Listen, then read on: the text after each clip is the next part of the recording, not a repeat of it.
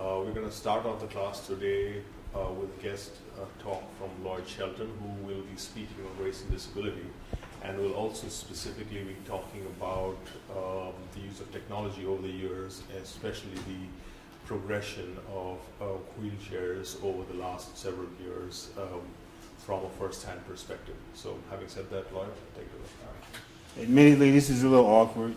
Let's just be real here, because I'm a member of this class, and so normally I'm sitting in the back, and now all of a sudden I'm in the front, and everybody who was normally used to be my classmates, now all of a sudden I'm supposed to be the expert. So getting all pretentiousness out of the way, I'm not an expert. I don't have a PhD in anything yet, but I do believe in the value of experiential knowledge, and so I've been living this thing for 42 years. As a man with a disability, and so in terms of this class and it being focused on accessibility, when Joyojeet invited me to do this, one of the things that came to my mind is that I wanted to be able to provide a face for accessibility and the need for accessible technology and how it's used on a daily basis and the importance of it. And so that's where my expertise comes from. I have a degree I've been earning for 42 years, and so I think that's like a double PhD or something like that. So and so it's my pleasure to be here today. I'm going to start off by talking about just my life and some of my experiences as a guy with a disability, and then we'll go later on into some research that I've been doing for years.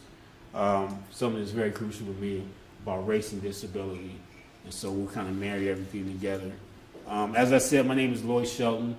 I'm 42 years old. I was born in Detroit, Michigan. Go Tigers. Detroit, Michigan, back in 1970. Initially in my birth, they didn't readily notice anything wrong, air quotes wrong, with me or anything different. Just a normal chubby baby, eating everything in sight and, doing what babies do. Everything seemed to be going fine. And then at a certain point, my mom realized, right around a year old, that I wasn't moving, I wasn't physically progressing in my physical development like most children. I wasn't walking, I was barely crawling. For the most part, I was very stationary at that point. My mom got concerned. And so at that point, she took me down to Children's Hospital in Detroit, Michigan, and they ran a battery of tests trying to assess what the issue could be. And for a while, it took them close to a year to come up to a resolution as far as what the issue was. And they initially misdiagnosed me. My disability, I have something known as spinal muscular atrophy, which is a type of muscular dystrophy. And it has 3 different types. In one type, children die around 10 years old. And then the other type, it onsets at birth, but then you live to be about 60 years old. And then another type, it onsets in your 20s or early 30s, and then you live to be about 60 years old. And so initially, it misdiagnosed me as having the younger type, and so for the first 10 years of my life, my mom pretty much expected me to pass away by 10 years old. And then around 11 years old, they said, well, he's still doing all right, and by 13, I'm like, okay, oops. I guess we got the wrong guy, wrong diagnosis, right? And so, but during that time, my body went through a lot of changes. It's actually kind of weird because initially, I was pretty strong for my age. Little boys always wrestle. I always want to arm wrestle in school, first and second grade. So I was like the arm wrestling champ in my classroom. Nobody really wanted to see me when it came to arm wrestling. I was abnormally strong for most children. I didn't walk. I never walked. I used to walk for a couple of years with braces, probably about 3 years old to like early 5 years, right around 5 years old. Used to wear these braces, these real thick, heavy braces with these very hard bottom shoes, and I used to hate it. I used to literally hate it. I remember as a child crying in the morning, putting on these braces because they were so uncomfortable. They were basically like this exoskeletal type of thing with these metal brackets that you had to lock and unlock to be able to bend your legs, extremely heavy, and the shoes just hurt. It was just very uncomfortable. So for during that time span, I really didn't like being disabled at all. And then we ended up moving to a new place that had steps.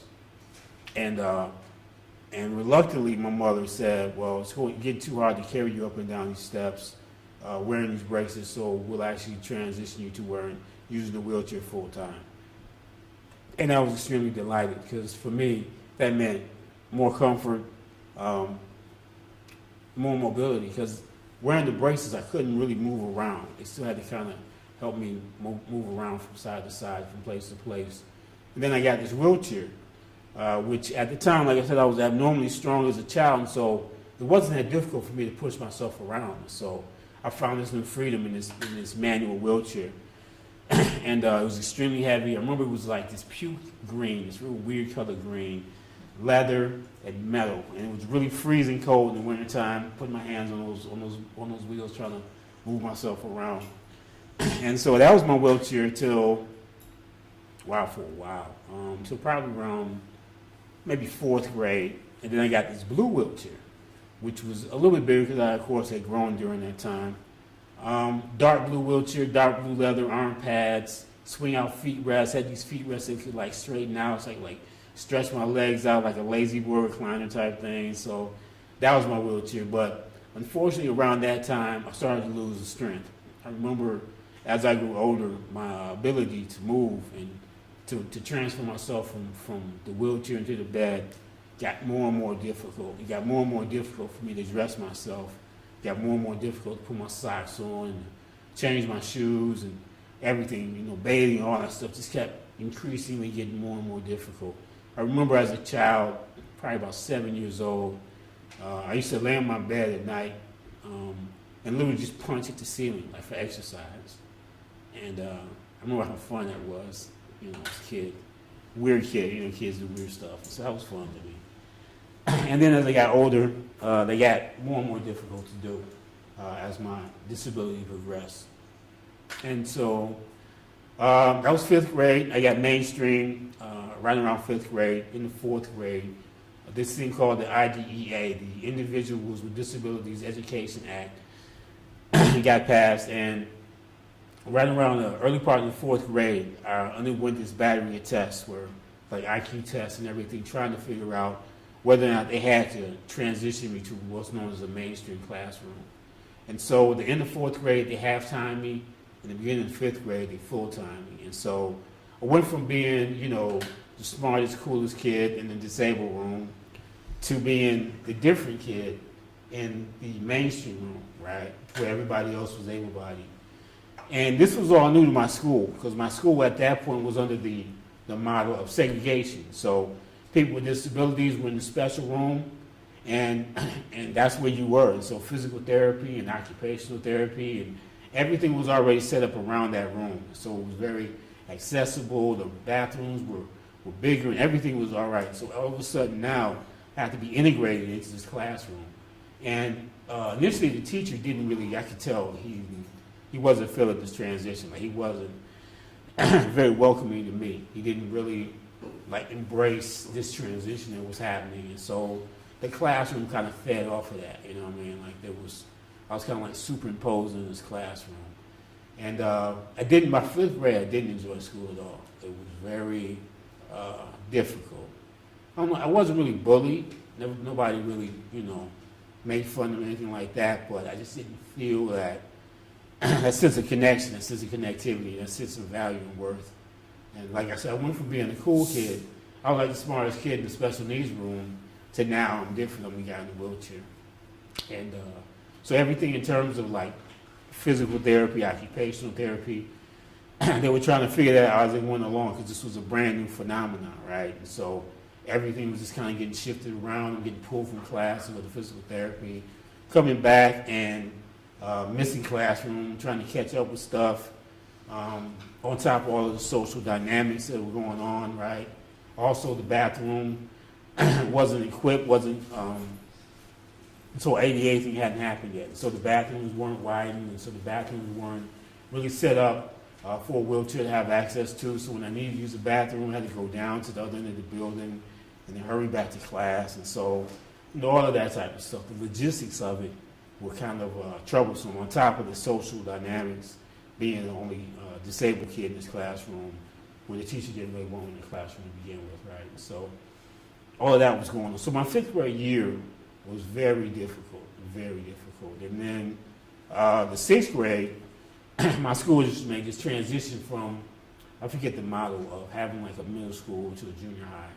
And so in the 5th grade, at the end of the 5th grade, I went to the 6th grade, right? And so all of a sudden now I'm going to this huge school. And so it was a huge school, and so my arms had gotten weaker over the years, and so pushing myself around wasn't really a feasible way of getting around school, and so they decided it was best for me to get my first electric wheelchair, right?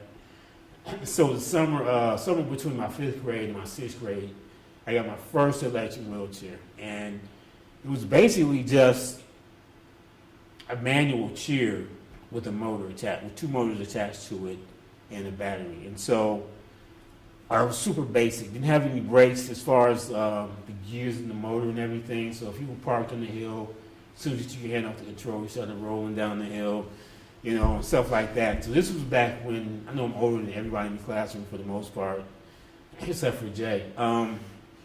He's probably only a couple years older than me. And this was back during BMX, when BMXs were really the big deal. So, you know, my buddies had these bikes with the knobby tires and the mag wheels. And so we used to just go out riding around, and I tore my cheer up a lot that summer. Being this, you know, adventurous 12-year-old kid with this new toy, you know, this newfound mobility and the ability to just get around and so forth. And all my buddies were jumping off curbs, and I wanted to jump off a curb too. Didn't work the same, right? And so, so that was my first wheelchair. First experience going to junior high school, which was a huge building. It was probably close to maybe 1,200 kids. And so there was all these transitions that were happening, right? From 4th grade, where I'm the coolest, smartest kid in the room, a bunch of other disabled kids, to 5th grade, to where now I'm the only disabled kid in this classroom full of able-bodied kids. And I didn't even talk about like the playground. Like the playgrounds weren't set up for people with disabilities. So playground time would be, for me, in the 5th grade, was pretty lonely, because, you know, kids were being kids, and so they jumping around and, you know, swinging on swings and jungle gyms and all that stuff. And so, you know, the playground wasn't set up for wheelchair accessibility. And so it was hills and potholes and gravel and all this stuff. And so a lot of recesses, I pretty much sat there. You know, people come by and kind of hang out for a while and stuff like that. So yeah, that was the 5th grade. 6th grade, go to junior high school, got my new toy, my wheelchair, and I'm racing up and down the hallways and having fun. And that was cool. But this thing happens. I don't know how many of you folks are from the North or from the Midwest, but this thing happens every year right around November, right? Called wintertime. And so it starts getting cold, and all of a sudden this white stuff starts falling from the sky and it starts accumulating on the ground, which, you know, isn't that rare, isn't unusual. It wasn't, but I had this wheelchair, and the faulty design in this wheelchair is that it was belt driven, and so you had these rubber plastic belts that would wrap around the pulley and then wrap around the wheel itself, and so that's how the chair moved. But the problem was that when that belt got wet, it would slip. And so all of a sudden it would go from being an electric chair to now it's just this big, heavy manual chair, because the belts got wet, and now you're just kind of stuck until they dry out. Found this out the hard way. One winter day, one early winter day, late fall or whatever, I was hanging out with my buddies after school, and go through some snow, some slush gets in my wheels, and all of a sudden now I can't move. And so my buddies had to push me home. And so that was an ongoing issue for the next, it's probably like 83 till probably 95. Like every year, as the snow would hit, I would find my mobility very precarious, right? And so You know, you go to school and everything, and then I went to elementary school and junior high school and high school. And then, you know, in junior high school and high school, you're pretty much indoors all day. You know, recess wasn't an issue. You know, after school, you deal with whatever you had to deal with. But then I got to college, got to university level. And so at this point, getting around campus used to be a problem because as long as my belts are dry, I'm this independent guy who was just another student with a disability trying to do his thing. And all of a sudden, my belts get wet, and now I'm flagging down strangers to help me get into the building before I freeze up or whatever. And so, yeah, so the progression of wheelchair is something I'll talk to Joyojeet briefly about, was that it went from this beginning stage where everything was belt driven and everything was very precarious in terms of the weather. Getting caught in the rain was a no-no, of course, right?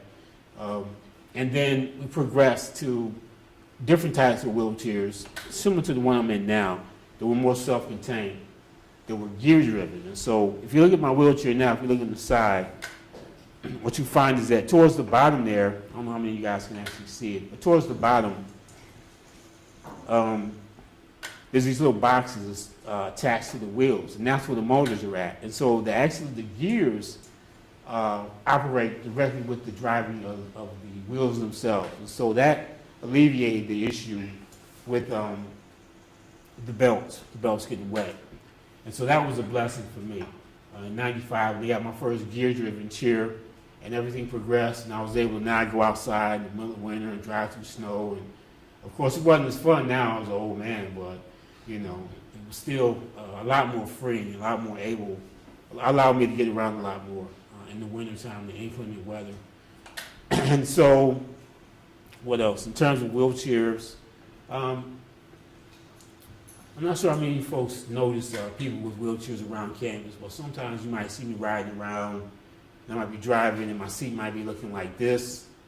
Sometimes you might see me, and my seat might be leaning back a little bit more.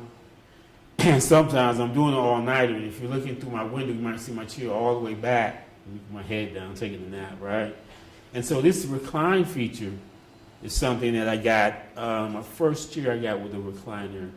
It's probably around 1998, 99. And so what this does is allows for movement and flexibility in terms of seating position.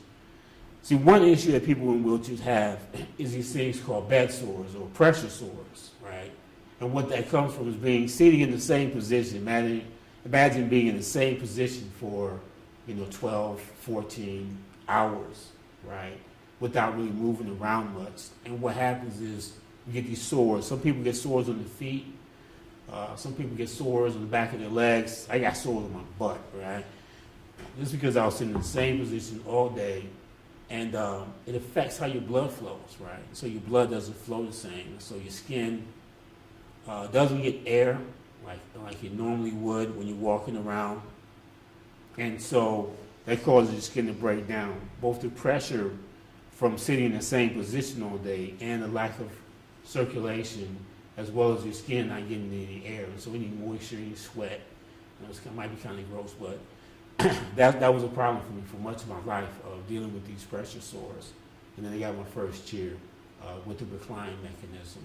And that pretty much went away, like over the course of a couple months. You still get these flare-ups every once in a while. But haven't had a flare-up in that issue in, this is 13, over 10 years. Over 10 years. And so a lot of that is tied to the technology with the leaning and the being able to change positions. Also, I don't know how many of you guys can actually see it, but I'm sitting on a cushion. It's actually made out of air, right? It's called a roho cushion. And so what you do is, it has this little pump, like an air pump, that you plug into it and you pump air into it. And so it allows you to adjust the firmness or how soft your seat is, you know what I'm saying? And so what that does also is it kind of alleviates the issues related to pressure sores and just comfortability in general. Like I say, imagine being in the same position for 12, 14, now I'm back in school sometimes, 24 hours, 28, 30 hours in a row, you know what I'm saying? And your body adjusts to that. And so it affects, your butt, it affects your back. Some of y'all can probably notice I have a severe curvature in my back, which is a result of poor seating design. In other words, for the first probably 20-some years of my life, at least the first, probably the first 14 years of my life, just sitting in a regular wheelchair seat where there's not much support for your torso. And so as a result, your body just kind of adjusts to the gravity. And so your body kind of gradually smushes itself down. And then I got my first, trying to think of the word for it. I got my first seating system, which provided lateral support for my torso. Helped me sit up a lot straighter when I was probably 14. And that decreased the amount of curvature in my spine. And I'm doing pretty well. I'm 42 years old. A lot of people have a lot worse at my age, be a lot worse off in terms of the curvature of the spine and how the body actually adjusts to being sitting down all day. And so some of you also notice that my left shoulder is higher than my right shoulder, which is a result of that same phenomenon, as your body just kind of adjusts to gravity. Progressing in wheelchairs. All this technology isn't just about the ability to do work or the ability to move around. A lot of it's just about comfortability, you know what I mean, about which allows you to do work longer, you know what I'm saying.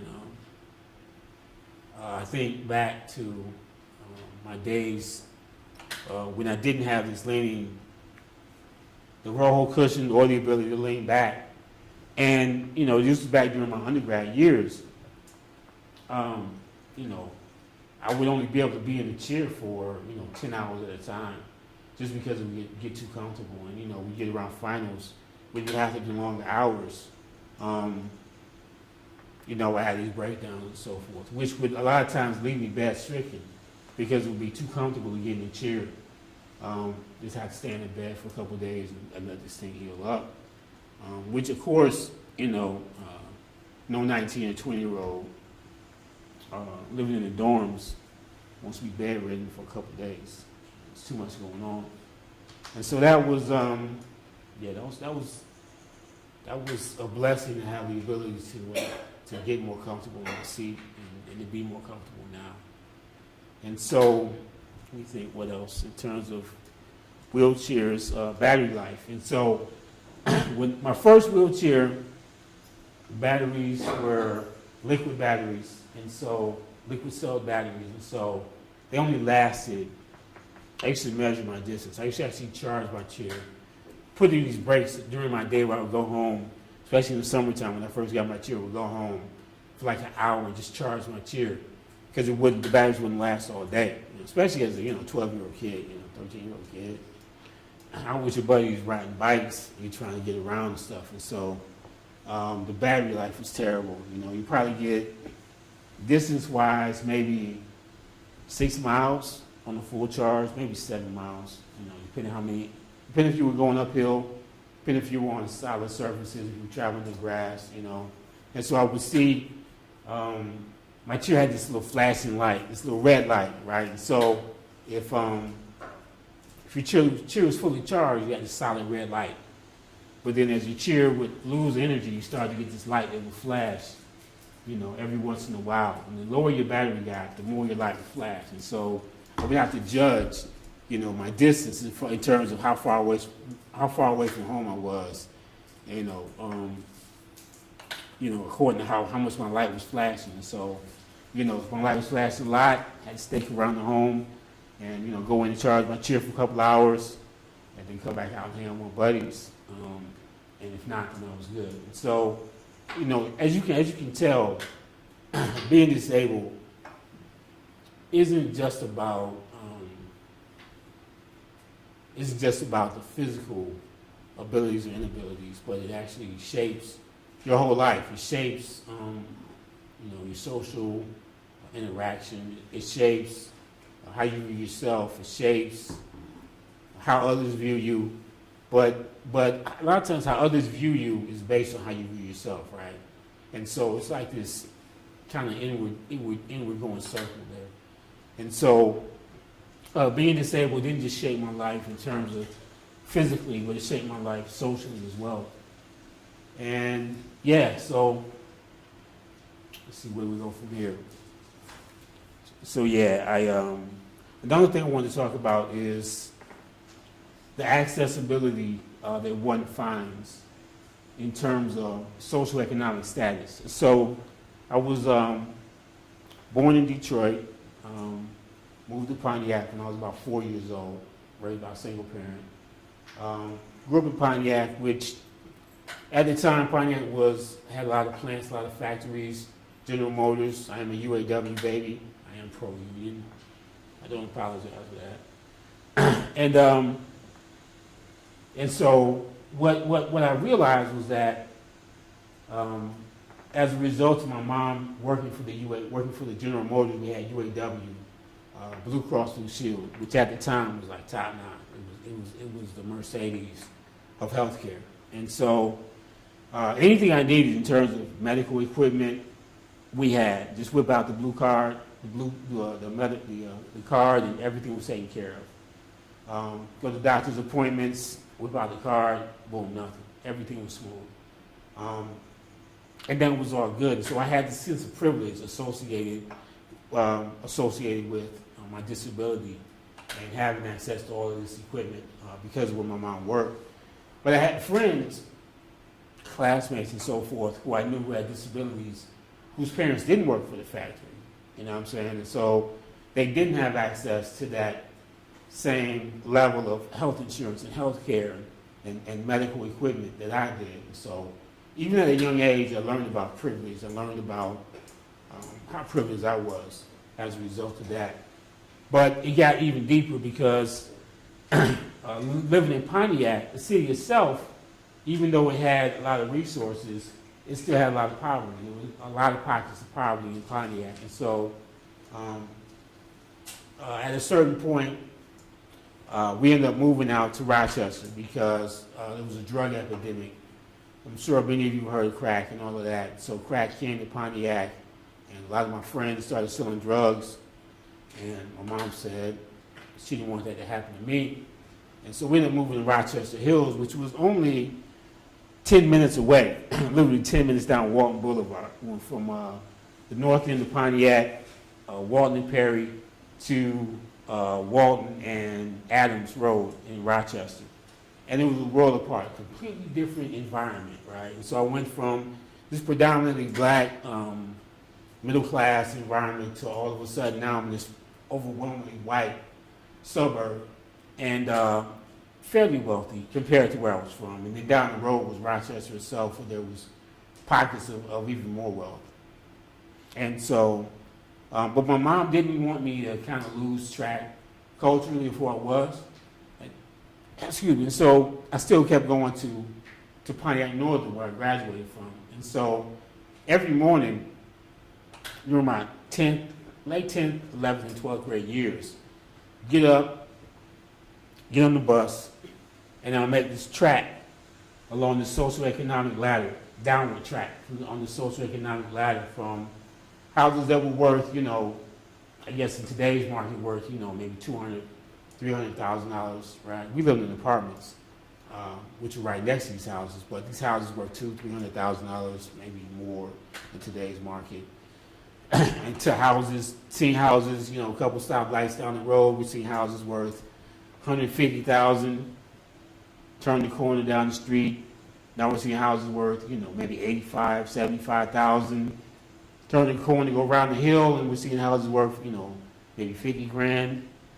Over the road, a couple bumps later, we're seeing houses worth $25,000, $30,000, right? Every morning, going into Pontiac to go to school, and being in this environment where I'm around folks who are dealing with drug issues in their family, dealing with drug issues personally, dealing with poverty, dealing with healthcare issues, right? So being in this environment and I'm dealing with that every day. And then after school, go to my locker, get my coat, jump on the bus, and make the reverse track, right? Get off the bus, and all of a sudden now I'm in this more privileged, more pristine environment. And so in my mind, I'm dealing with this, right? I'm dealing with this juxtaposition every day, seeing this and dealing with this. And so I'm a social scientist even at that age because I'm wondering, what's up with these disparities, right? And so the school I was at had very low resources. I remember in my science class, I had book number 23. Why do I remember that? Well, number one is Michael Jordan's number, right? It's back when Jordan was the man. And but I had science book number 23, which meant every day, come in, go to class, get book number 23, and study whatever lessons we were doing and put my book back. And so we never took our science books home. We had handouts, but that was that. And so science was never my strong point. I remember in my history class, I think my book was like number 27. And normally my class sizes was about 35, 40 kids in every class, right? And in one of my history class, my book was number 27. And these books were so old because my school district, Pontiac School District had a moratorium on buying books. At that point, they had lasted for about 6 or 7 years, right? So our books were old. And so what we have to do sometimes is actually pair up with people because, a book might be missing a couple pages. And so you have to sit with your neighbor next to him and share his book. And his book might be missing the next couple pages. So you pull your book out and he used your book, you use, what I mean? So you have to share books. And so that's what I was dealing with. And educationally, seeing this, people fighting and gangs and stuff like that. And, I remember in probably the early part of my 11th grade, we had this big brawl, like a whole locker section, people throwing chairs and fighting and just going crazy, right? And I'm dealing with this every day. And I'm leaving after school and going back to Rochester Hills. And so all this stuff is going on as a young man with a disability. And then I remember my 11th grade year, I was talking to my mom, I'm like, Mom, I want to go to Rochester Adams. I'm like, I want to, experience what it's like to be out here. And she really didn't want me to kind of lose track of where I was. But she felt like my identity would be absorbed by this culture. And the reason why I wanted to change schools was between 10th and 11th grade after we moved out there. Well, let me talk about when we moved out there, right? So it's 10th grade. We move out there late spring. And that whole spring I've been trying to find a summer job, right? I couldn't find a summer job. Could not find a summer job. We move out there late spring, early summer, and had a summer job within a week. Right? Just go around the corner, talk to these people, and they'll hire you. Boom, had a summer job. But of course, the issue being disabled is that I can't just jump in the car and drive. Oh wait, don't worry about it. We have a senior service with a ramp van, with several ramp vans, and we can get you wherever you need to be within, city limits, right? And so instantly I cross this border, and I have a summer job. I got accessible transportation, just at my fingertips. So all I gotta do is call them the day before. I'm good to go, right? And so just crossing that border, changing my address, a 10-minute drive. All of a sudden I have accessibility and a summer job right there. Boom, right? So all of this is going on in my head, and I'm trying to figure this out. And so later on that summer, I found out about this swimming program for people with disabilities, to where a person with disability could go for free twice a week, 3 times a week to Rochester Adams High School, and they would have people who would help you get in the pool, help you change clothes, get in the pool. Somebody would be there to supervise you while you swim, right, and help you get back out and change clothes and leave, right? This in Pontiac? Not even close. It was nothing like this in Pontiac. And so just crossing that border, that 10-minute drive, gave me access to all these resources as a person with a disability that didn't exist in Pontiac. And so, again, this whole class thing, jumps out at me, right? I'm starting to realize these things as I'm growing older and thinking about my friends who live in Pontiac who don't have access to this stuff, my classmates. And so at a certain point, like I said, I told my mom I wanted to go to Adams and she wouldn't let me. And I was angry about it. I felt like she would hold me back. I'm like, I get a better education, X, Y, and Z. But in hindsight, I do realize that I would have been different. I wouldn't be who I am if I didn't went to Rochester Adams. And so I'm grateful for it. And so just, I want to put these things in your mind so as you go forward and think about disability and think about, class and all this type of stuff. Know that even within America, just that 10-minute drive, huge difference. And so one of the things I talked to Joyojeet about was some research that I wanted to do, looking at what it would be like to be disabled in Ann Arbor as opposed to being disabled in Detroit. You know what I mean? That's something I plan to do at some point. And I look forward to seeing, what that research entails or reveals. Think what else? In terms of technology, there's things I use at home. I use a hospital bed, which usually just makes it more comfortable for me in terms of finding a position at night. Because due to my lack of mobility, I don't have the ability to just kind of roll around and find that sweet spot. Everybody finds a sweet spot and then you just kind of pass out, right? And so it's hard for me to do that because I can't move around. And so having a hospital bed allows me to have some mobility at night. And, just being stiff, being in the same position for, 8, 9, at this point, 4 or 5 hours, it's good, having the ability to move around. And so I also use this thing known as a Hoyer lift, which is basically like this big, not that big, kind of a crane that hooks to a net that I'm sitting on. I don't know how many folks might be able to see it. Might not be sticking out, but there's a white net that I'm sitting on that is basically like a sling that ties into these chains. And it facilitates it, or makes it easier for me to transfer from my wheelchair to my bed. It takes a few minutes, but it's safer for my personal care assistants and for myself. And so, speaking of personal care assistants, you guys see that handsome gentleman in the back there with the beard, Lil John. A friend of mine and a guy who works with me have, speaking of resources, I have basically a staff at this point of people who help me out in terms of providing the physical care that I need.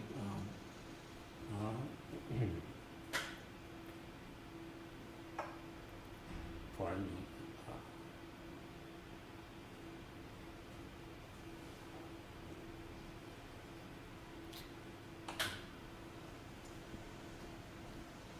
I'm going to take a sidetrack right here real quick.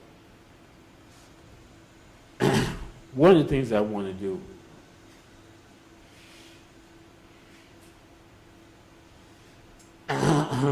one of the things I want to do in life, one of my reasons why I'm back in school is that eventually I'd like to work with the United Nations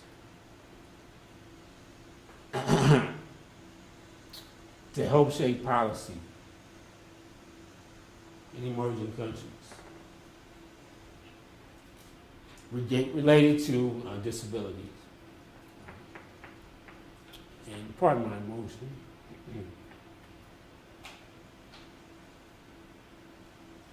But as I sit here and share my life with you guys,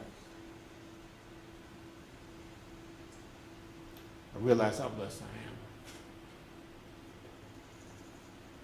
am. I realize how blessed I am to have all these resources, to have a wheelchair that works, have a hospital bed, Hoyer lift, have my own van, accessible housing,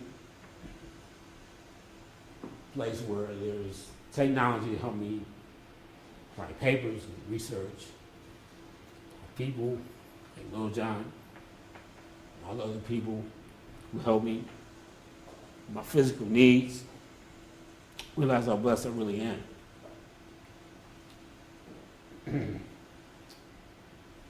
I used to live not far from here,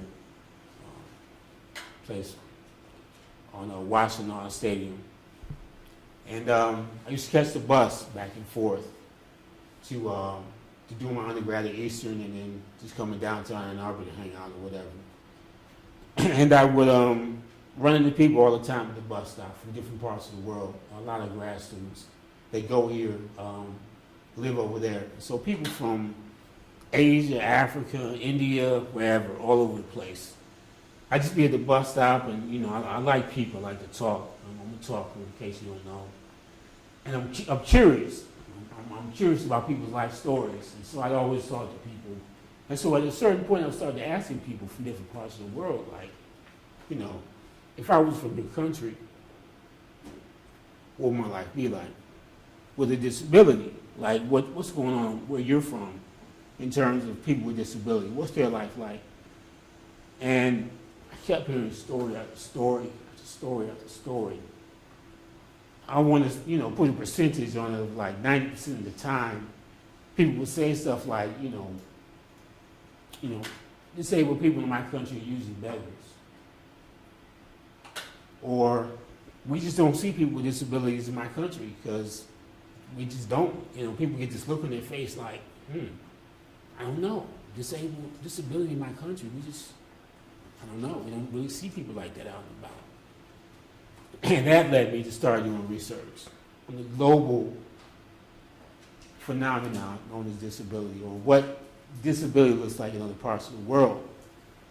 And so, as I sit here and list all these things that I use and that I need, that I have access to, I realize there's so many people across the world who don't have access to these things.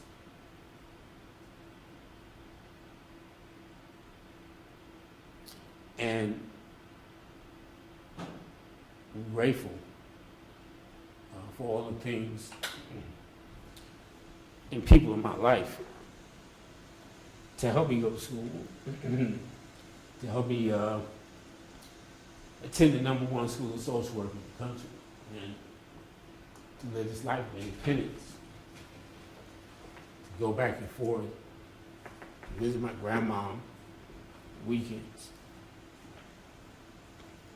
to research this stuff and to talk to people, and hear their stories, and give talks in classes like this, and laugh, and eat good food.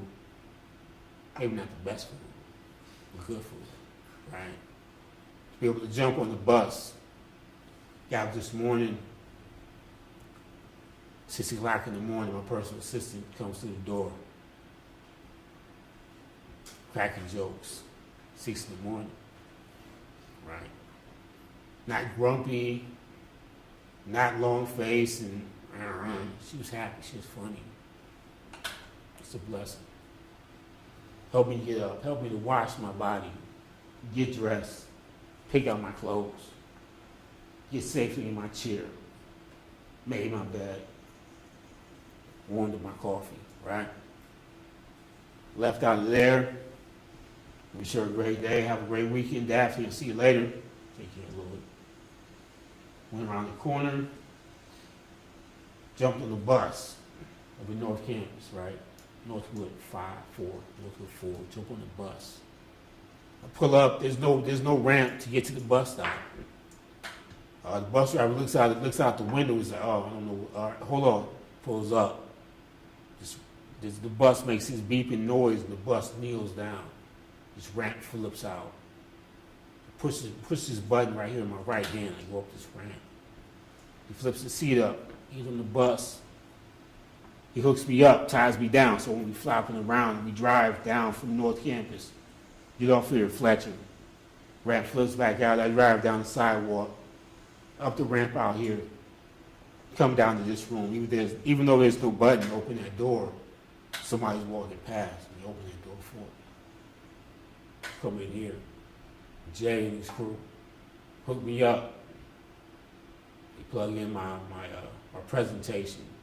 Now I'm sitting in front of you, right? How many parts of the world could that happen? How many countries across the globe would that happen?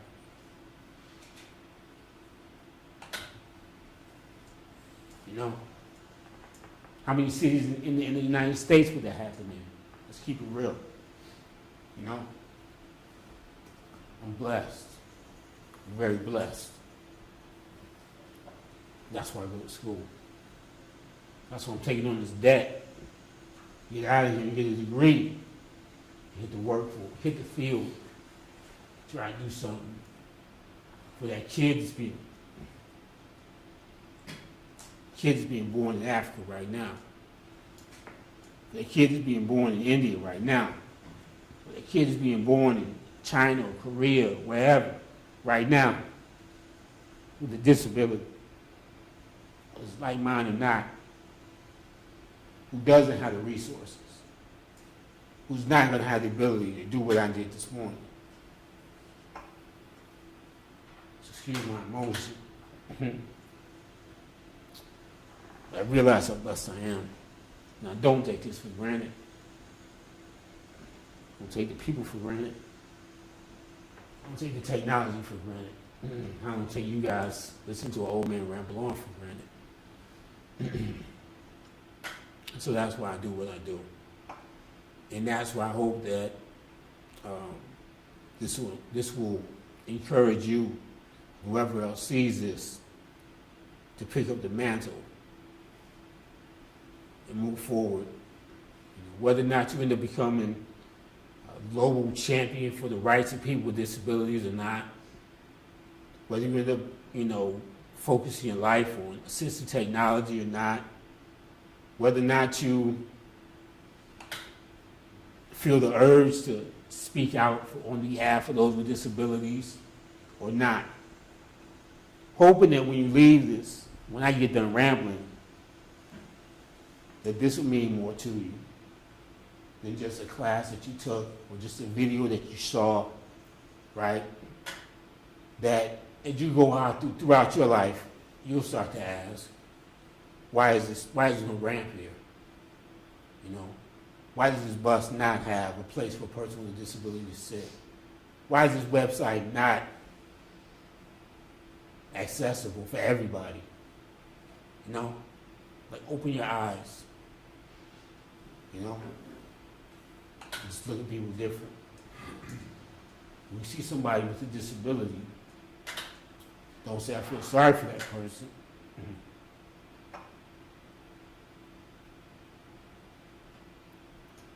If you have a child with a disability, don't say, why me? If your sister or your brother has a child with a disability, don't say, wow, it's too bad. See their worth. See their value. See that whether they have Down syndrome or spinal muscular atrophy or whatever, whether they walk differently or not at all, see that they have value as a person. Because everybody has value. And your value isn't based on how tall you are, how good looking you are. Your value isn't based on your physicality. Your value is based on the fact that you exist. Period. One of the things I really appreciate most about the readings that we've done in this class is the reminder about eugenics, right? This belief that if a person doesn't have the ability to have this upside of being, 6'5", and whatever, right? That there'll be a drain of society and, to heck with them. They might as well not even exist. Like, what's the point of them even being here, right? I have a problem with that. I have a huge problem with that. Because I feel like, and I might be going off course here, but I feel like everybody has value. Everybody has worth. And I realized that 100 years earlier, as a disabled African American person, what would my life have been like? You know, I wouldn't be the man that I am. I would probably, on a plantation, what worth would I have? You know, couldn't pick cotton. You know what I mean? Couldn't do laundry, anything like that. Like, what purpose would I have in that system? I have none, right? But I sit here before you as a man today, by God's grace, who I believe is articulate, who I believe is somebody who can learn, read, hopefully teach. And so, I guess my goal is just help you see people differently. And I don't know what time. Am I out of time? Go for a few minutes. All right. So yeah, that's my goal. And so I have brought this PowerPoint. It's a very lovely PowerPoint. It's a presentation that I do about race and disability. I'm gonna forego that today. I think y'all got the point, you know. And I guess I'm gonna stop and see if anybody has any questions. Is that cool? All right. Yeah. What was your summer job? I was working, it's funny, I was working at first summer job was working at an adult daycare center, working with people who had Alzheimer's. And so it was basically, they were living with their children were their caregivers, and so it was a break for their children, drop them off during the day, and we'd take care of them and hang out with them. It was fun,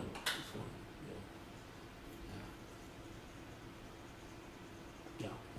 A couple of years ago, I watched a video about a guy from, I don't remember which country, but he was a wheelchair user and he was working with researchers in New Zealand, I believe, on different kinds of mobility technologies, like something rather than wheelchair that helps you move around.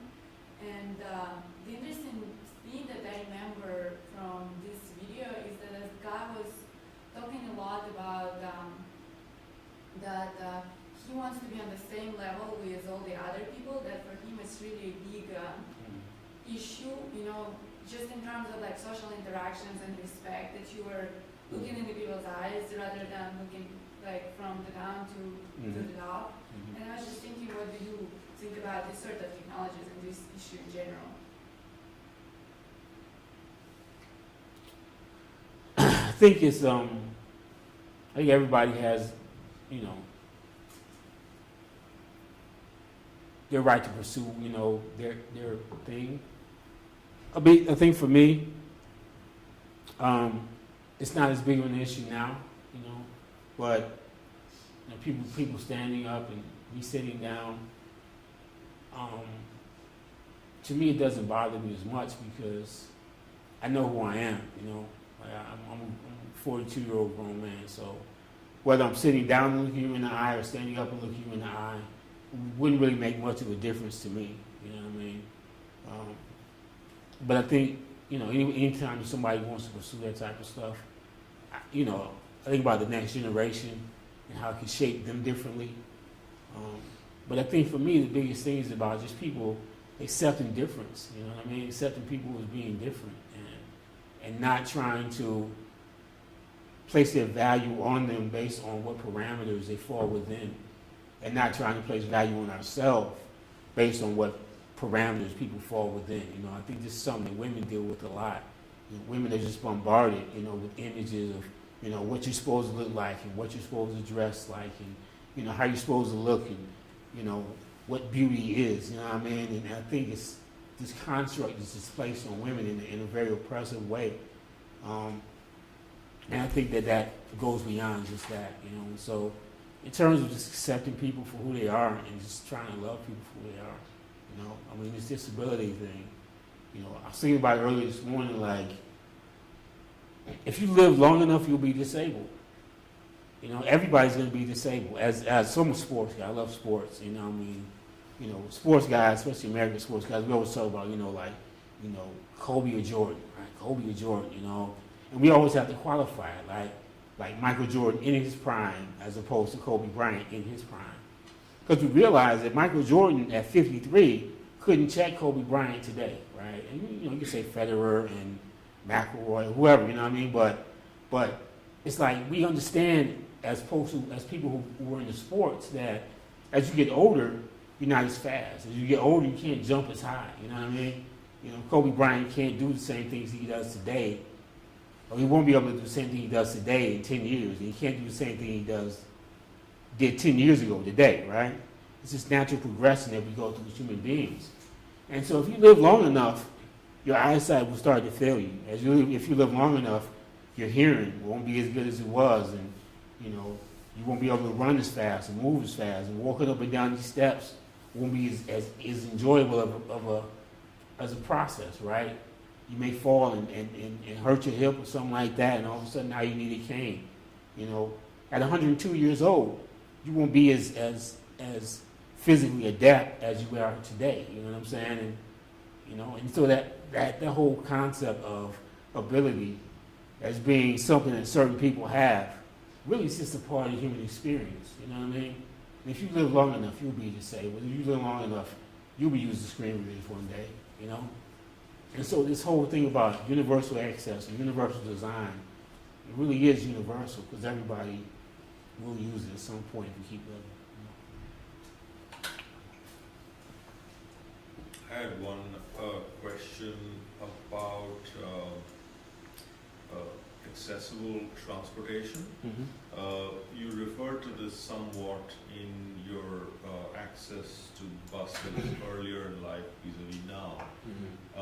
Two questions related. One, could you talk a little bit about that evolution, how that's happened across other kinds of transportation as well, and whether navigation at the street level is something that has been a concern. Maybe you could even tie it back to the reading of this week. All right. Appreciate it. Yeah, absolutely. So one thing back to the wheelchair piece is that, it works best on a flat, smooth surface. Wow, it's kind of crazy, right? And as you drive along sidewalks, you find sidewalks that are out of order, it changes your whole ability to move back and forth, And so a lot of times, depending on where I'm at, I may just drive on the street, especially neighborhoods where, Ann Arbor, some of these neighborhoods are very nice, and houses are well kept, but the sidewalks are terrible, right? And you go to an inner city environment, and it's like that, the same. You look at these sidewalks, might have been laid back in the 1980s or 1970s, and, the ground has moved around. And so going back to the reading, that was something that I really enjoyed just thinking about, having the ability for there to be some technology that would be able to alert people about where sidewalks are getting out of whack, and having the ability to just take care of that. Because it's not only difficult for people with mobility issues, but it's a tripping hazard. So many times folks are walking around texting and staring at their phones and not really looking where they're going, and so easy for somebody to just trip, catch a toe, and boom, down you go, right? So I think that technology I really enjoyed reading that article. But in terms of transportation, when I was a kid, public transportation didn't exist. All you had was like a paratransit type of thing. It used to be called SIMTA, now it's called SMART. And it was like real cumbersome. You had to make reservations like a week in advance, and these vans were like old, beat up because they were underfunded. Big surprise, right? And they were these special vans with these huge lifts, these big brawn lifts that would go all the way down to the ground. You have to go, it would take you like 4 feet in the air, like a school bus type setting.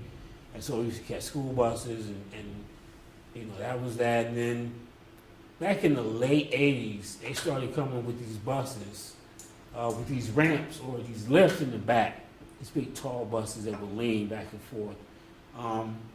But a lot of times, the mechanism that locked you in really didn't make you feel secure at all. And I remember a lot of times being on public transportation and really not feeling safe. Like, a bus driver whips to the left, and you're like, come on, help me, please, Lord, don't let me fall out of this bus.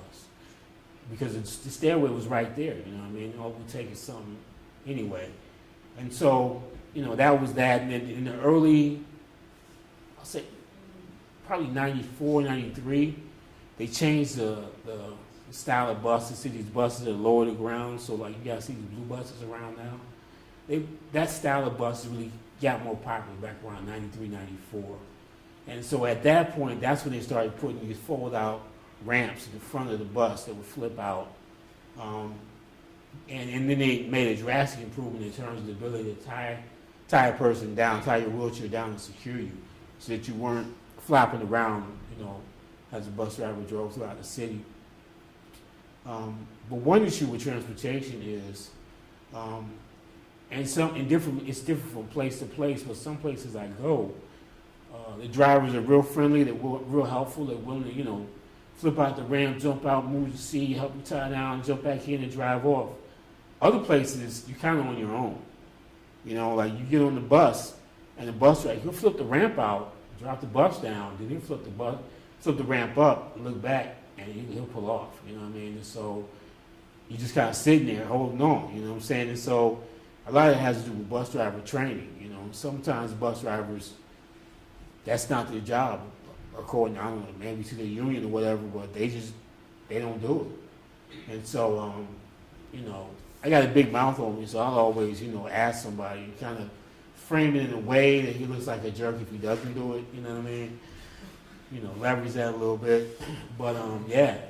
And so they almost expect you to be able to either tie yourself down and have a personal assistant with you to help you out with that. And that's not always the case. Sometimes I just want to go someplace and not have somebody with me.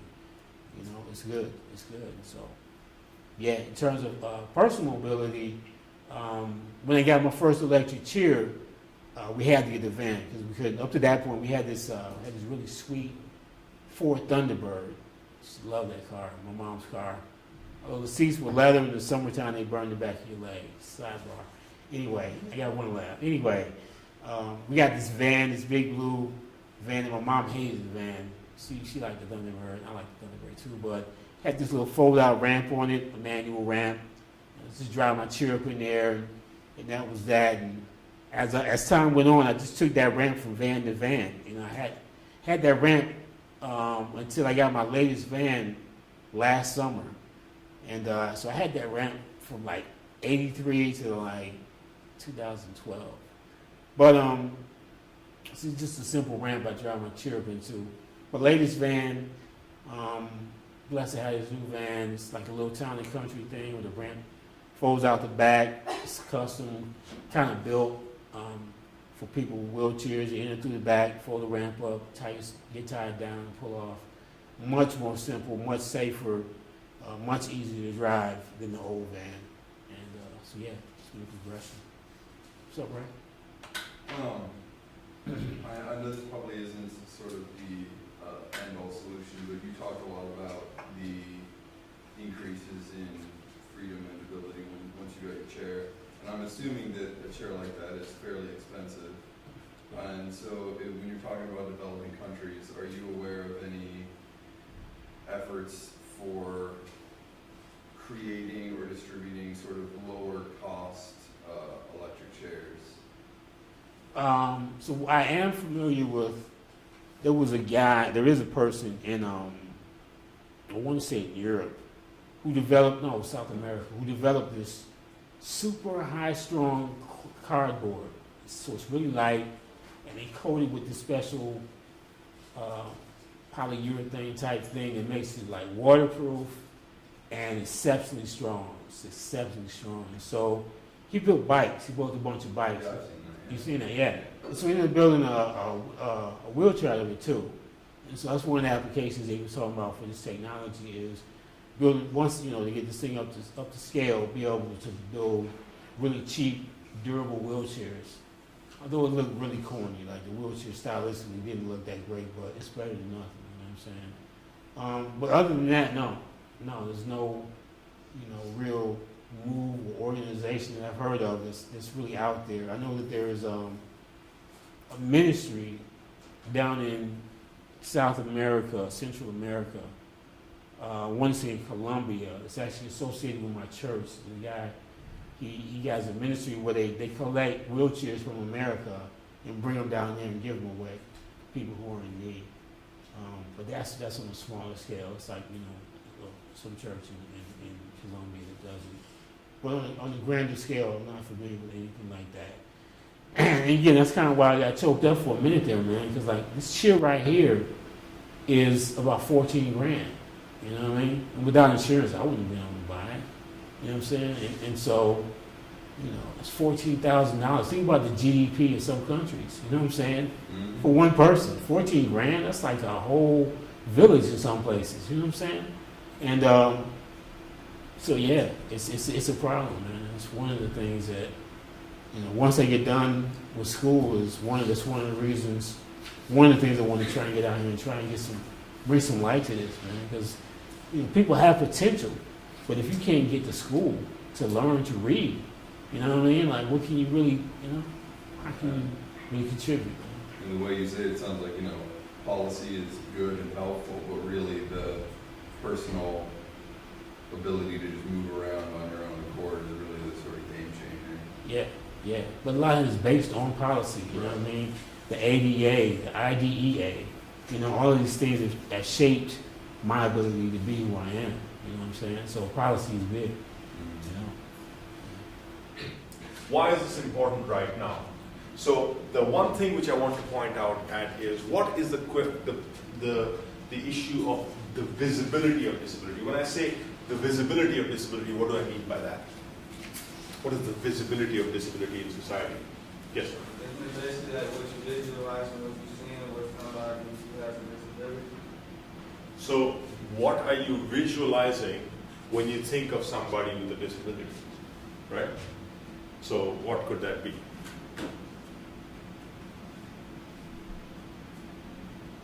What's the visibility of disability in our society?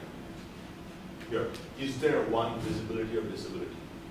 No, there isn't. So how would you?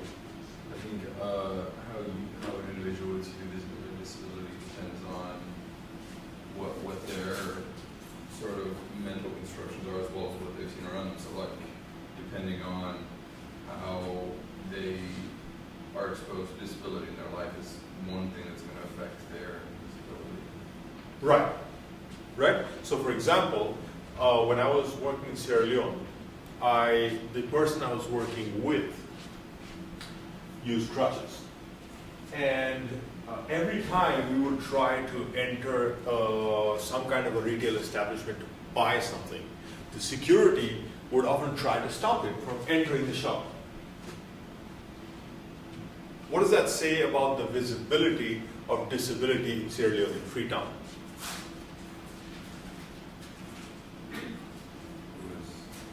Related to theft.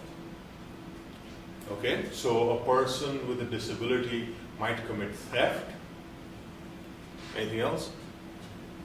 Why would the security guard stop a person using crutches from even entering the shop? Yes. They were concerned about falling or something like that, and the store being liable, I guess. I could be sued. And clearly, this is an American view of the world. I mean, Yes, Christina. I mean, it also may have to do with their perception of the validity of this disability, because I don't know, somebody comes in limping a little bit, and if you view this disability in a negative way, you might think they're going to start trouble or cause a distraction and do something bad. Okay, they cause a distraction and do something bad. It's still in the range of Ray's point, maybe the person is stealing something. I'll come to you in just a second. Well, basically, you don't want to have your store be associated with, serving other kinds of people. Okay, you don't want this person might not be good enough for the rest of your customers. Is the point you're perhaps moving towards, John? I was actually just going to say Exactly the same point. Hold Yeah, I on. was just wanting to add to that, if they view disability like that, they also kind of assume that the person with disability does not have any money. So why would you let them in? Because they can't buy anything?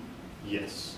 Olga's, yes, I was John. going to say they thought he was like a beggar or something. Yes, exactly. So there is such a visibility of disability as being associated with charity that the person automatically assumes that a person using crutches, entering the shop, is not here to be my customer.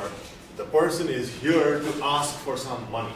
Now, interestingly, that guy was actually, I was driving around in his car and he was escorting me around. And people were often referred to me as the person that was actually having the transaction, whereas it was him who often needed to buy things. But still, just the vision of the crutches was enough to take away everything else that came around that transaction. Now, what I say, the reason why this is important is this is how the visibility of disability is defined in many of these societies. Now, so for instance, the visibility of disability often could end up defining what the society as a whole thinks of is a valid kind of occupation for you. In many parts of East and Southeast Asia, there is people with disabilities being channeled towards massage work, right? Then there is, of course, a lot of people with disabilities working in informal vending jobs. And this is both Southeast Asia as well as in Latin America, both places where we at the University of Michigan are working on some of these issues. And another more common, more recent more recent type of work which has often been associated, that people with disabilities have been channeled towards, has been in phone operation. All of these, and alongside these you have the other side, the other view of disability, which is there's a term used in disability studies known as the supercrip. So has anybody seen the Zatoichi films? Have you seen the Zatoichi films? Come on. Your education is incomplete without the Zatoichi film. The Zatoichi is the blind masseur cum swordsman. So he does massages, but then while he's doing massages, he fixes social problems by chopping up. He's pretty good. I mean, his sword skills are pretty unbelievable. But the point is that there is this popular culture of, on one side, this person with disability who has this superhuman type of ability, and this is often reinforced in the stories of exceptional persons with disabilities, which are often thrown out as this is what a person with disability can do. And that, in some sense, actually, while it actually highlights the abilities of or the achievements of one individual, also minimizes what the visibility of disability is, which is what generally the workforce expects a person with a disability to do in the workforce. Now, why am I talking about this in relevance to the conventional rights of persons with disabilities?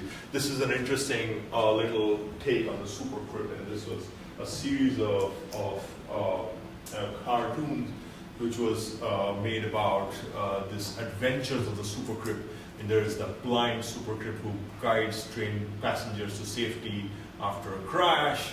There's the deaf supercrip who, because there's a sonic attack, then he's the only guy who can navigate society through it. And then there's of course the supercrip on a wheelchair who can switch impairments. So this kind of counterculture attack on the imagery of supercrips. So, what is the Convention of the Rights of Persons with Disabilities, and why am I talking about this in specific regard to the visibility of disability? So the first thing that you should know is that this is a convention which came about, and what I have here is a map of all the countries which have signed the convention. So in yellow what you have is the countries which have signed the convention, and yellow is the lowest level. Well, actually the lowest level is countries which have not even signed. And so then you'll see a few countries here in gray which have not even signed the convention. And then of course the next level is yellow, which is that they have signed the convention, but their respective Congress or whatever the legislative body is has not ratified the convention, which means the signing really doesn't mean anything. Unless your country ratifies an international treaty, It doesn't mean anything that you signed it. Then there is something called the optional protocol. I'll get into this in a moment. And then there's the signed optional protocol. So think of it like this, that the lowest level is you signed it. The next level is you signed and ratified it. So these are the blue ones. The higher level than that is that you signed the convention and the protocol, and the highest level would be you signed and ratified the convention and the protocol. Now, what is the protocol? I'll come to in a second. So, the convention has the various bodies involved in it. So there is the conference of the state parties. Periodically, roughly in about every 2 years, there is a group of people who come and meet and talk about the implementation of the convention. And I'll get into what exactly the convention is. There is a committee on the rights of persons with disabilities, which is a set of independent experts which reviews various nation states and their implementation of the convention. And then there is the optional protocol. What the optional protocol does is that the convention simply says that countries will get together and say that they will do the following things in forwarding the rights of persons with disabilities in their respective countries. But how do you enforce that? That is what the optional protocol does. It can take individual communications as well as inquiries from individual members of those nation states, which is like saying that I register a complaint that my country has signed on to this, but is not doing for me what this said it would do. And that this complaint is looked at not by a person in your country, but by some kind of an international body. That's a very important distinction. It's like saying on one hand, yes, I promise to do all these things, and it's on saying on the other hand that yes, I promise to do all these things, and I'll have an international, an independent body adjudicate whether or not I did this should somebody wish to complain, right? So if you look back at the map, so there's a number of countries which have not only signed the convention, and a number of countries which are, some of which are among the poorest in the world, in the red, which have not only signed the convention, ratified the convention, but also ratified the optional protocol, which lets an independent body look at whether or not they're following through on what they've said they would. Okay? So, and of course, there's questions you might have about this map. What's the thing that strikes out in the map? What color is America? Yellow. So we did not ratify the convention. Puts us in the company of Libya, Chad. So the US did not ratify the convention. It was in the news recently, it was rejected, and we'll talk about in a little bit why it was rejected. Okay, so the convention opened in March 2007.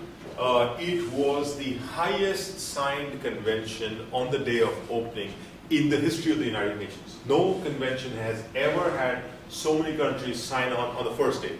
So usually what happens is that the convention will open, people can come and sign it, but the signing doesn't mean anything until you take it back to your Congress and your legislative body, and they say, yes, it's okay that person X that we designated on our behalf went ahead and signed it. Okay, what it does, and so of 158 countries that signed it, 137 have ratified the convention, and 92 countries signed the optional protocol as well, and 78 of those ratified that too.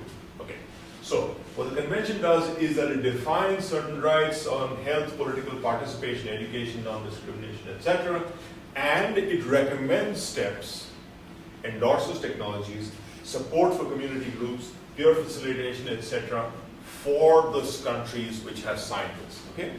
The important thing about this is that it's a rights-based rule. So we've talked a little bit about the medical view of disability, social view of disability.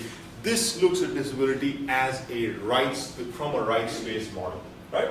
Okay. So the really important thing about the convention is that limitations on resources is not an excuse to delay implementation. Which means you cannot come and say that we as a country are poor, we have other things that we need to do, and therefore we can't go ahead and start implementing rights for persons with disabilities. It is not an excuse, and there are a number of things which the convention further says about, well, even if you're a poor country, what do you need to do? Limited resources have to be prioritized, you have to target low-cost programs, and then within the convention there are several points on that. Target people in the most marginalized situations, yeah, be non-discriminatory, draw on international cooperations, and include persons with disabilities at all stages, right? So, why is this needed? You might think, well, there is the convention, there are various conventions around, say, human rights. Why do we need another convention when it's a rights-based view and then it talks about a lot of things that maybe human rights should cover? For one, it is much more specific. Okay? It actually goes into specificity where things like human rights conventions might not. And the larger problem around human rights is that there's a lot of countries which won't sign on something which says the words human rights, but will sign on something which says rights of persons with disabilities. Right? Okay, so the history of the convention is that in 1982 there was a world program of action on disabled persons. This is the earliest United Nations level step taken towards something related to persons with disabilities. The whole decade, 83 to 92, was the decade of the disabled. Now, this is not a legally binding treaty. Now, in 1993 to 1994, there were the standard rules on the equalization of opportunities, but again, this was not a legally binding treaty. What's interesting about the convention is that it does not define disability. And the key reason behind this is that it recognizes that disability is itself an evolving concept. So if you look at how the preamble states it, it's actually very, I'll read it out here. Disability is an evolving concept, and that disability results from the interaction between persons with impairments and attitudinal and environmental barriers that hinder full and effective participation in society on an equal basis with others. This is as far as it goes in making a definition. It's not like disability is defined as this or that. It's an evolving concept. In Article 1, it further says that persons with disabilities include those who have long-term, include as the key word. Those who have long-term physical, mental, intellectual, sensory impairments, in which the interaction with various barriers, again, interaction with various barriers may hinder their full and effective participation in society on an equal basis. Very clearly, social model of disability in action in the way that both of these are drafted. Okay, some of the key rights in the convention. I'm not going to go through all of these, and of course you can take a look at the convention. It's a pretty quick read.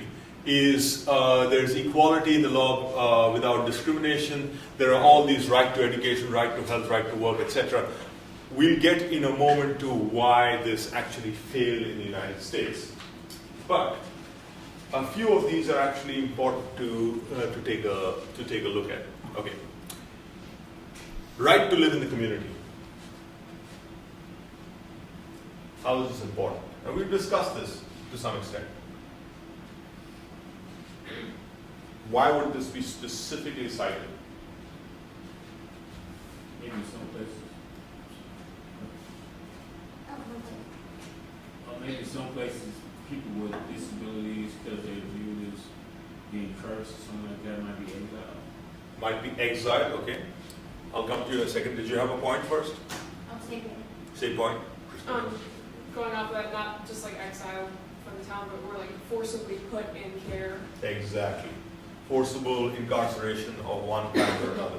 Yes. So I was going to say, it's sort of the same idea, but it's not necessarily put in care, but like kept in the home and not allowed to go out. Right, right.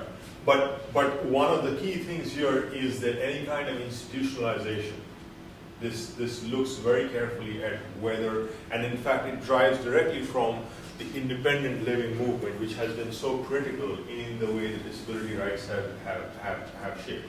So there are several elements like this which are really important in the way that these have been drafted. And it's actually, I recommend for anyone who has the time to actually go through this because it's pretty quick read. Okay, so why is it important, for instance, to our class and to the development of accessible assistive technology in low and middle income countries? There are 4 articles which I call out which are particularly important. Article 4, promote research and development of new technology at affordable cost. Okay, this goes directly to the point that Ray was making earlier in class. Article 9, promote early stage design and production of accessible ICT. So it's almost like saying, well, make accessibility a fundamental principle of your design process. Article 20, facilitate access to mobility aids and assistive technology. Facilitate access to wheelchairs, for instance. Article 21, and this one is really important, urge accessibility to private concerns online. In the past, whenever these kinds of international conventions come about, they're always about what the government should do. It's not about what the government should make the private industry do. Again, you can say it says urge as opposed to require, but nonetheless, it goes after private concerns online. Okay? And Article 21, reasonable accommodation at the workplace. This one is critical. Because it says that you can't hire somebody and say, well, we've hired you, but we can't really pay for the screen reader that you need, or we can't pay for the accessible doorway because that's not part of what we're hiring you for. Reasonable accommodation at the workplace. Now this, of course, there's a lot of debate over how reasonable accommodation is precisely defined, but nonetheless it's mentioned, makes an important point over here. The problem with assistive technology research and product availability worldwide right now is, and actually if anybody is interested in carrying on work in this, there are 2 conferences which I highly recommend that if you get a chance you should go to. One is Cal State Northridge, CSUN has a conference, and the other is ATIA, Assistive Technology Industry Association. They have a conference, both of which, in which what they do is they showcase what is the latest assistive technology coming out. So, what you'll find at this conference is that almost everybody who's at that conference, who's doing presentations, who's coming out with new products, is from US, Western Europe, Japan, and South Korea. And that's where the entire assistive technology industry is right now. Okay, so there's very little research even located outside of these countries, except some small pockets here and there. And what also happens is that most of the technology that you're going to find is being designed for users in these places in mind. Now, in some cases you could say, well, is there a difference between a user from one country to another? Yes, there is. Because there are differences in language, there's differences in the way your physical infrastructure is designed that impact your ability to use an assistive technology in one country versus another. Okay, so the next point I want to make is I wanted to show you a couple of quick videos. I've got these lined up, and let's have a very, very quick discussion about what is the distinction between these. Okay, so this is a video. It's in Spanish, but it has subtitles from the Poeta organization.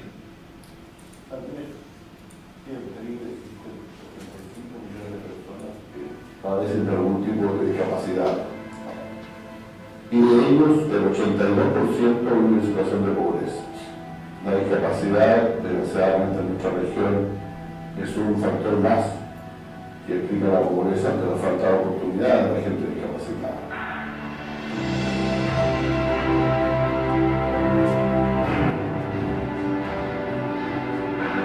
Primero lo tomaba como de yo nací así, yo soy así, pero inconscientemente te molesta. Madre de un hijo ya no es cualquiera, pero vos querés ser madre y demostrarlo. Madre de un hijo enfermo no es cualquiera. En la adolescencia es como que ya no salgo, no voy a ningún lado, me encierro porque no quiero ni pasar vergüenza ni sentirme incómoda.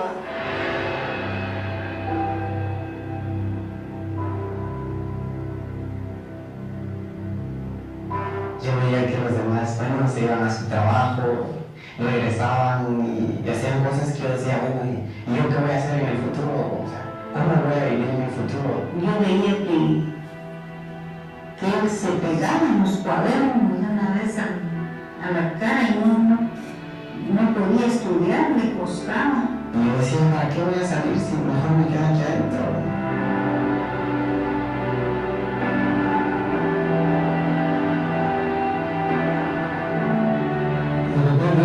Puedes caminar, pues se siente uno completamente en un estado de depresión que te hace reaccionar de cualquier manera, porque pensar que estás en una silla de ruedas no es una cosa tan fácil cuando vas caminando todo el tiempo. Me afectó demasiado que por momentos pensé en quitarme la vida.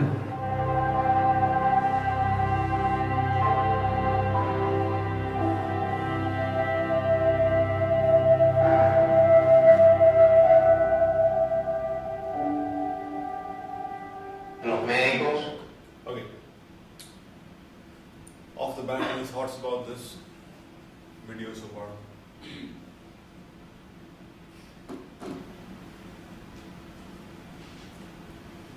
Anything strike you? Let me show you another one. We'll rediscuss this question.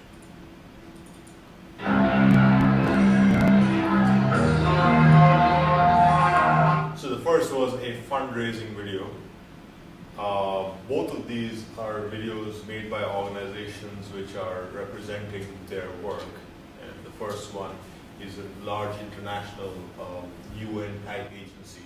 And the second is a small group of wheelchair users.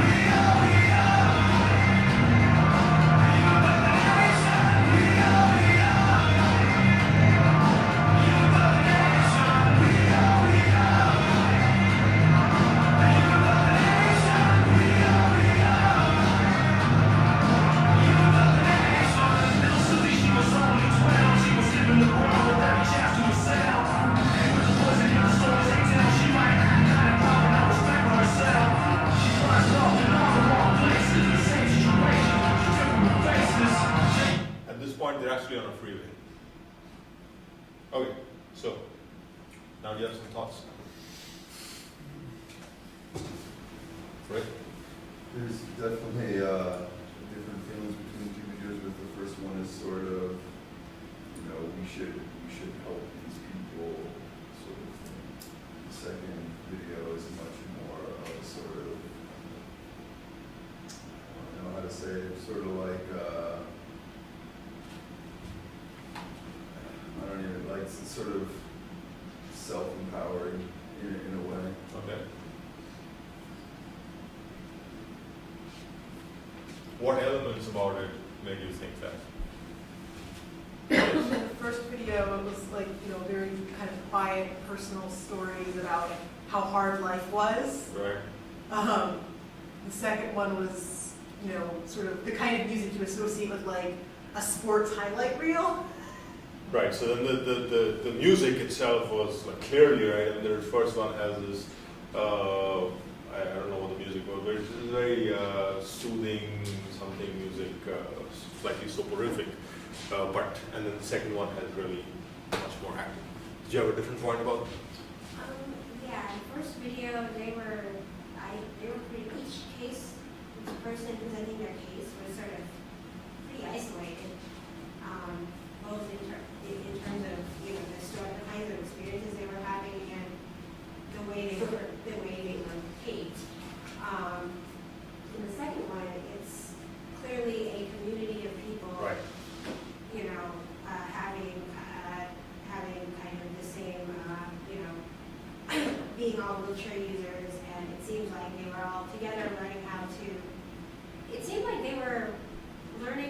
to build strength while, while pushing themselves around, but also kind of to brace themselves for possible falls. In any case, it's like, it's really, what's being done in the video seems like it's all about, learning how to live a regular life in this device, and it didn't feel debilitating, it didn't feel, horribly debilitating the way the first video was. One of the key things over here is the sense of community, which comes out in the second video, which does not come out in the first video. And another thing which I actually would like to really point out over here is that the second video is made by the people themselves who are self-representing, vis-a-vis the first video, which is made by a professional crew of people who are representing, who are speaking for the community as a whole, and of course, that comes with certain things. Okay, so the first video also goes to the point I was making earlier in class about the visibility of disability in public spaces. So if you notice in the earlier video, there were a lot of these charitable views of people with disabilities. There's this guy who's vending at the street corner. And the video continues to talk about life experiences, work experiences, which really fit within that paradigm of thinking. So the international issues around persons with disabilities really start at this issue of how the workplace expects a person with a disability to, whether or not they even expect the person with a disability to be able to function in the workplace. So for instance, in our work with people with blind people with severe vision impairments, for a large part, basically there isn't a person with a severe vision impairment in workplaces in several of the top companies in many parts of low and middle income countries. So how does that even start when there's just not an expectation that a person can work like any other employee can? And the one term which I kept using earlier when I was discussing this was the issue of channeling. What do I mean by channeling? I mean, it's in the fact that you're being channeled to become a masseur, or you're being channeled to become a telephone operator. Yes? Well, I mean, on the one hand, it's positive because they're providing a space for somebody with a physical disability to work and live independently. On the other hand, it doesn't seem like there's a whole lot of choice in the matter. So you're saying perhaps it could be an interim. It could be an interim middle path. I mean, yeah, because it's a lot in developing nations. It's a lot better than kind of assuming that the people with disabilities cannot do anything. On the other hand, they don't necessarily have the infrastructure or the resources to be able to give people with disabilities the kind of choices that people in more developed countries have. So this is a good place to be for now, I guess. Okay. So, having said these things, what would you say? What is important about the UNCRPD and the US signing or ratifying the UNCRPD? I mean, do we have laws here that do what the UNCRPD says?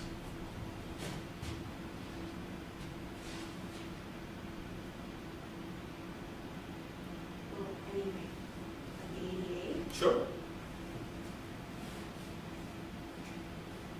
Why should the US sign on an international convention that we already have all these laws? Yes, right. Sort of, I mean, you can see that a lot of other countries have already ratified, but, it sort of gives it more,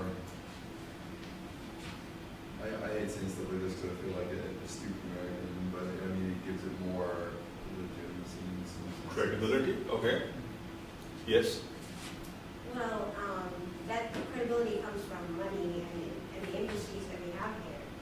So having the United States ratify something like this could have a lot of impact in the research and development and introduction of technology in a way that, you know, other countries signing it would not, simply because we have resources that a lot of places in the world don't have.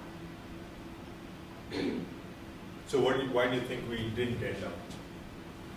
Yes. Well, a number of reasons, one of which is pure and simple, that the U.S. is really, really, really leery about ever signing any international treaties that are heavily to do with human rights, and they're also very leery, especially leery about signing like those optional protocols that, or ratifying those optional protocols that have that put us in front of an external commission. Okay. So that's just, I mean, when you first said it, I was like, I'm not actually that surprised, regardless of what's in it. Okay. But also, my guess, without having read the full treaty, is that some of those rights are things that in the federal system there might be concerns about whether or not the federal government can actually say that to the states, or whether the states have to say that for themselves. That'd be my guess. Okay.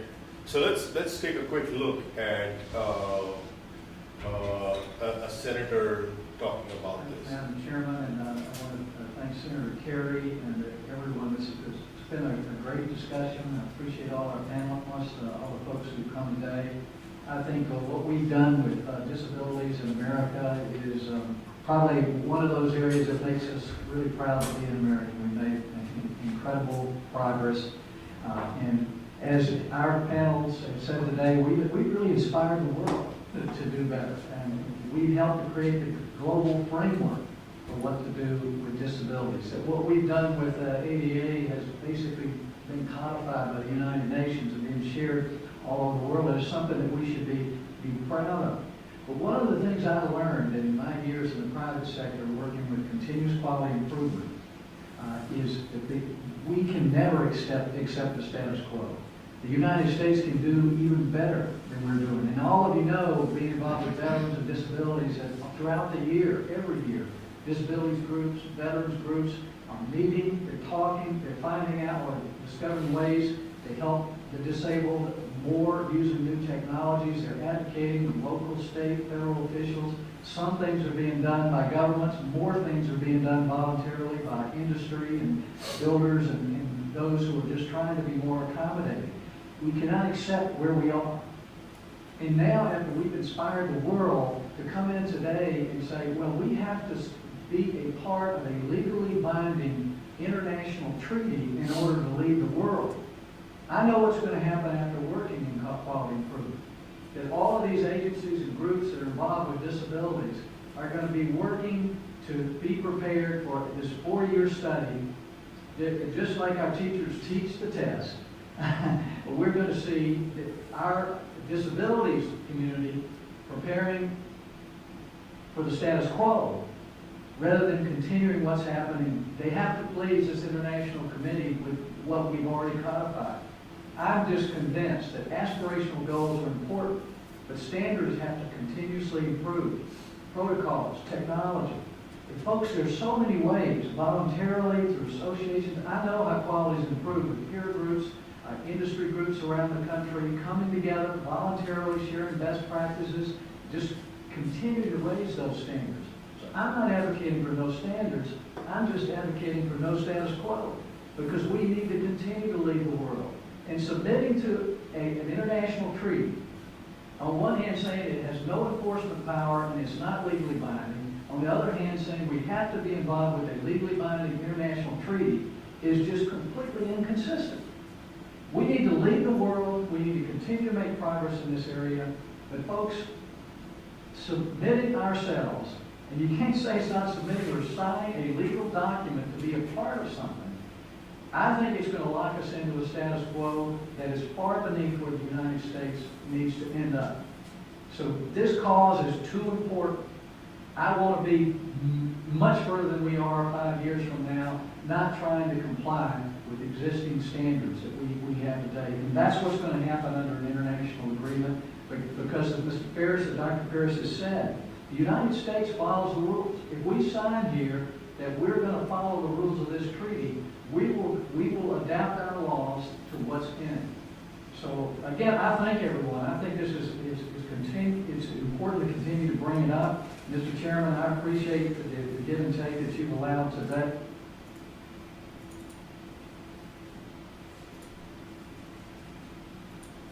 There was another related this that is and that is not as well.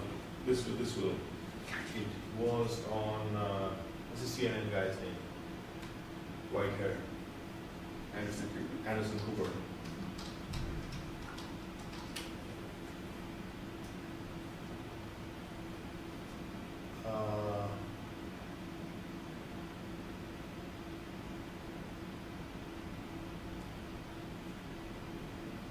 Mike Lee.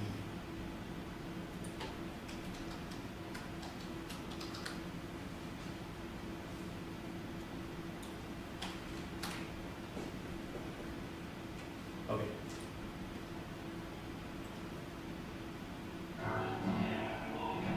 Sometimes it's like we're still in college. Senator Mike Lee of Utah was one of the 38 Republicans who voted against the UN treaty. He agreed to talk to us tonight. He's a constitutional lawyer, was a law clerk for Supreme Court Justice Alito. We spoke a short time ago.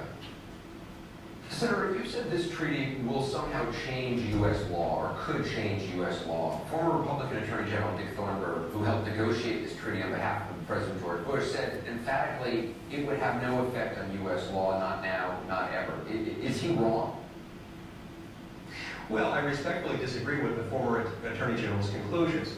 I look at the treaty and I see one provision that arguably sets in place international entitlement rights, another provision that can be read to undermine the rights of parents to make decisions on how best to educate and otherwise care for their children with disabilities, and another provision of the treaty that can be read to obligate the United States government to pay for abortion services. You're just interpreting things. It never uses the word abortion. It basically says that disabled people should have the same access to health care that other people have, that non-disabled people have overseas. Again, we're talking about overseas. It does refer to reproductive rights, and reproductive rights in this context has been interpreted to include abortion, and this is an interpretation that yes, and a number of other people who have looked at it as well. So the point is that if this does mean something, and if it could mean something, it could impact U.S. law. But this treaty states it's not self-executing. And the U.S. Supreme Court has said that a non-self-executing treaty doesn't create obligations that can be enforced in U.S. federal courts. The fact that it may be non-self-executing, Anderson, doesn't mean that it doesn't have any impact at all. It just means that you might not be able to bring a lawsuit arising under that treaty, but litigation becomes a law in the U.S. Actually, it does. Article 6 of the U.S. Constitution says that any treaty ratified by a two-thirds supermajority of the Senate does become the supreme law of the land. And so this could come up in litigation, and although you couldn't have a cause of action arising directly under this treaty, it could come up and it could have an impact on the court's interpretation of U.S. law. It would become part of U.S. law. Can you name any other UN treaty that has forced changes in U.S. law? I didn't come prepared to cite Supreme Court precedent on this point, but it's a but what you're saying is hypothetical. You're just saying you're using a bunch of hypotheticals, saying they're going to, this is going to force abortion rights for disabled people overseas. Some groups are saying children with glasses are going to be taken from their parents. You're using all these very scary hypotheticals. You can't even cite one case where a UN treaty has ever impacted U.S. law? I'm not aware of one person who's saying that children with glasses are going to be taken away from their parents. The Article 7 concern from the treaty relates to the fact that the best interests of the child standard will be injected into decisions regarding how best to educate and otherwise care for a disabled child. But in the United States, you can't name one UN treaty that has ever had an impact on U.S. law. Well, I can't name one U.S. treaty that has been the deciding factor. Anyway, so they go on and on and on, back and forth about this. But actually, the point that you made at the start, which is the U.S. is generally very cagey about doing international treaties, is a critical part of why this treaty didn't make it. The other critical part is that there was one specific interest group which is extremely opposed to the treaty, and which actually was very successful in getting people to call senators and to rally some support around that. And there was like two things happening. One was the Senate was not voting for things during the lame duck session, and the second was this other piece of activism. And do you have any guess what that might be? What is the group which was really opposed to it? Maybe people who produce technology, technological industry, because they might not want to spend their staff to comply with The technology industry was quite supportive, actually. Tea Party? Pro-life? Pro-life? I was going to say pro-life too. Homeschool. The homeschool legal defense advocacy folks were highly opposed to this, the idea that the right to homeschool children with disabilities might be taken away from them. And in fact, the person that he talks about, which is the piece about your kids with glasses will get taken away from you, that was actually the chief counsel of the homeschool, HLDA or whatever, speaking on Glenn Beck radio show. So that was an interesting deal. But the international community has been really keen to get United States to ratify it precisely because of this, and ratified without the optional protocol, by the way. So that piece is out. Nobody expects the US to ratify an optional protocol of any kind. But still, because of the important symbolic value of having United States behind this convention. So nonetheless, the folks who are fighting for this convention, I'm going to bring it back to the Senate. And my guess is that the next time it might be a much closer fight than it was this time. So with a convention like this, it has to pass with a 2/3 majority. So if you notice, he said that 38 senators voted against that. That is enough to defeat something that needs a 2/3 majority. Yeah, so 5 senators switch, and that's it. Okay, so having said this, let's do a reading discussion for about the next half hour. You know where your groups are, and then we'll reconvene to talk about the rest of the lecture.